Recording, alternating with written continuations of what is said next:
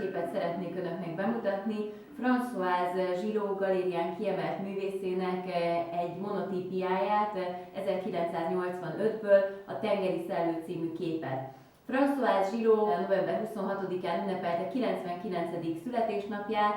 Mondhatjuk azt, hogy ő a 20. századi művészeti fejlődés utolsó élő tanúja, még barátja volt Henri Matisse-nak, Georges Braque-nak, 10 évet töltött Pablo Picasso mellett, ő Paloma és Claude Picasso-nak az édesanyja, együtt dolgozott és jó barátja volt a költő Paul Éluardnak, ismerte Cocteau-t, és a művészetében valahogy ott van ez az egész évszázadnyi fejlődés, a formák és a színeknek a tudatos kezelése, az újító szándék a technikákkal és a kifejezéssel kapcsolatban, és erre egy gyönyörű példa az itt látható Tengeri Szellő.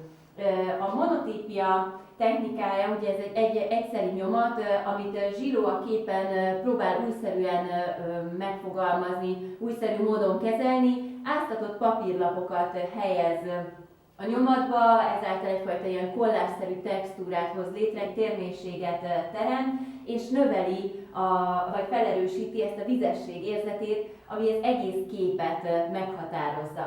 Ugye Tengeri Szellő a címe, egy vitorlást látunk a hullámzó tengeren, minden tudatosan és tökéletesen van megkomponálva a képen. Látjuk a hajónak a dinamizmusát azáltal, hogy Gillot megtöri a vitorlát, és különböző fázisaiba, részleteibe látjuk, ami felerősíti a mozgásnak az érzetét.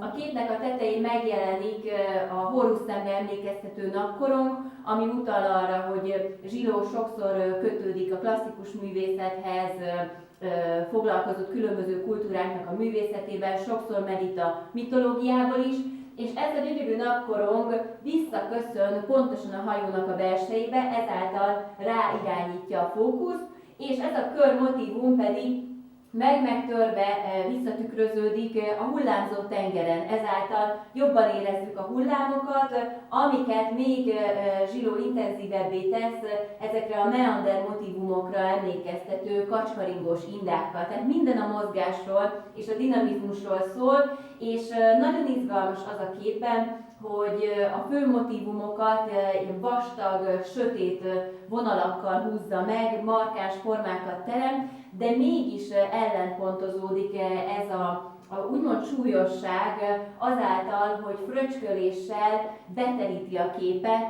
szinte magunkon érezzük a sós vizet, a páráját a tengernek, és ezekkel a finom, egészen áttetsző, hullámzó gesztusokkal egy nagyon izgalmas kontrasztot teremt a sötét tónusok és a világos oldott részletek között. Ez mind mutatja azt, hogy Gillot mennyire tudatos alkotó, és hogy milyen egységet és harmóniát tud teremteni egy-egy kompozíciójában.